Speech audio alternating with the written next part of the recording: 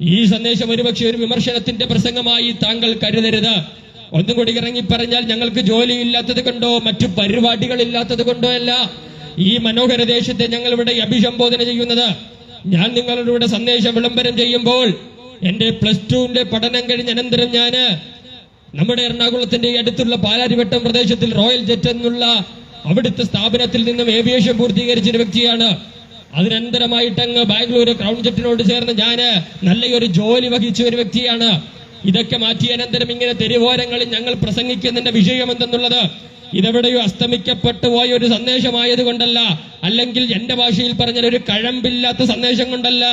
മാനവജനത്തെ ഈ നാളുകളിൽ പിറവി കൊണ്ട് ആർക്കും മനുഷ്യനെ മാറ്റുവാൻ കഴിയാതെ അവയെല്ലാം മനുഷ്യന്റെ മുമ്പിൽ അടിയറവ് വെച്ച് ഇവിടെ താണുപോയപ്പോൾ കാലത്തിന്റെ ചരിത്രത്തിൽ ഒരുപാട് ചരിത്ര പുരുഷന്മാർ, നവോത്ഥാന നായകന്മാർ, പണ്ഡിതന്മാർ അവരാൽ കഴിയുന്ന ആശയങ്ങൾ കൊണ്ട് അവർ ഈ ലോകത്തോട് അവരാലുള്ള കഴിവുകൾ അവർ പ്രദർശിപ്പിച്ചപ്പോഴും അവരുടെ വാക്കുകളെല്ലാം കാലത്തിന്റെ ചരിത്രത്തിൽ നിന്നും ഇവിടെ അസ്തമിച്ചു കൊണ്ടിരിക്കുമ്പോൾ ഭൂമിയുടെ 5 വൻകരയിലും കാലാകരണപ്പെട്ടു പോകാതെ മാനവജനത്തിന്റെ ജീവിത അനുഭവങ്ങൾക്ക് മാറ്റം വരുത്തി നന്മയുടെ വഴിയിലേക്ക് മനുഷ്യനെ നയിക്കുവാൻ കഴിയുന്ന ഒരു കരുത്തുറ്റ സന്ദേശമുണ്ടെങ്കിൽ അത് യേശുക്രിസ്തുവിന്റെ സുവിശേഷം എന്ന് മാത്രമാണ്.